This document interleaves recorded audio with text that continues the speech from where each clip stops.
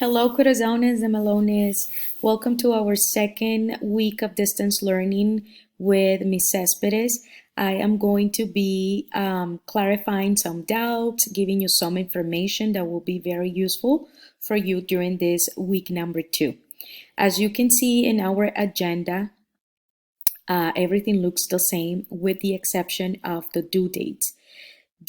All the tasks, everything that was due last Friday, all those tasks now are actually due this Friday, March the 27th.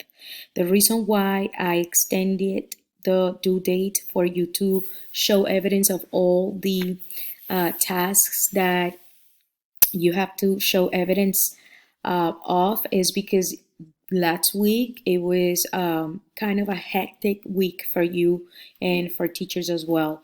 Even though these tasks have been assigned since March 2nd, and some of you are done, and many of you are almost done, I think it was fair to give you this extra week for you to caught up due to also the technical difficulties that many of you went through last week.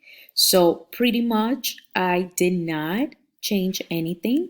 The only things that you're going to be actually noticing different are the dates, because again, everything is due on Friday, March the 27th. Other than this, I want to actually explain something about booking office hours. I think it's for some of you is very clear, but I think that I have to explain that to others. So this is the page that it's the tab that it's called distance learning. This is where you're going to be checking every time that you have me in the hour from 9 to 10. I will be posting the video that I'm recording right now here. And in this session, you can actually see the office hours calendar where you can book me just in case during protected time you did not get enough explanation or clarification of some questions. So you want to have more time with me, you come to this session, you click here, and you're going to see this calendar. These are the office hours that I have assigned for each of the classes that I have. On Thursday, the second block of the day belongs to fourth period. The last block of the day belongs to fifth. The first one on Friday belongs to sixth period, and the last one of the day belongs to seven. So let's say that you want to book some time with me, for example, period 4 and period 5, Thursday. You come here, you click. Once you click here, I will see your name in this calendar, and automatically I will see it in my Google Calendar. Let me show you this. This was actually the calendar from last week. So for example, I had some office hours with Luisa last week, and Luisa, as soon as she did that, she's going to see the same thing that you have, that you see here. You guys are going to have it in your Google Calendar. So as soon as you actually start the date and you know, okay, I booked Miss Cespedes for today, go to your Google Calendar and you're going to see exactly what you see here. Let's say that you forgot. So I'm going to come here, I'm going to open, and I am going to be clicking in the join the Hangout Meet, which is basically the video conference. And I'm going to be, since I know that you booked me, but you maybe forgot, I am going to be opening this and I am going to be inviting you. If you are on your computer, you should get a message right away saying that Ms. Cespedes had invited you to meet with her. Okay, that's another way, just in case you forget that you have some office hours with me. I think that's pretty much what I needed to clarify in terms of office hours. Okay.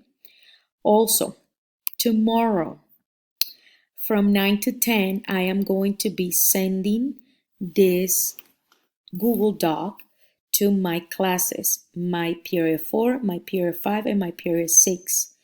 This Google Doc has everything that it's on Unified Classroom.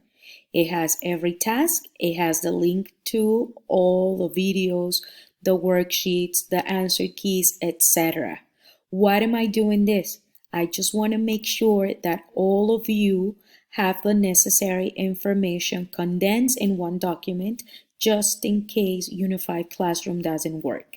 Okay? Since I'm able to send through our group chats, I am able to send documents. I am going to be able to send you that Google Doc as an attachment so all of you can have this. And you're going to be able to do your tasks no matter if Unified Classroom is down. Okay? Also, for those students that finished and already submitted your evidence of learning, thank you so much. You guys have some extra practice, and this practice is optional. Do I have to do it, Ms. Cespedes? No, it's up to you. If you decide not to work in math during this week because you guys did all your work and you submitted it last week, you don't have to do this. Also, those of you that haven't finished with your tasks, do you have to do this? No, you don't have to. This is here just for the students that want to do this extra practice. That's what I wrote down that is optional. Okay, so please, I don't want you to stress out thinking that you have to do this. But I'm giving some information and some opportunity to students that are done and would like to get more practice to get more practice. I think that's pretty much what you guys need to know. I am going to be sending also some important information attached to this document between 9 and 10 because I want that protected time to be organized. I know that some of you already have questions, but what I'm going to do is I'm going to divide that block into slots of 30-35 minutes, for example. So I'm going to be saying, okay, if you have any questions on task 4 and 6, I am going to be available from this time to this time, so you can actually let me know and we can do a video conference if necessary. Or I just can answer questions through the chat, specifically at a certain time about task 5 and task 6.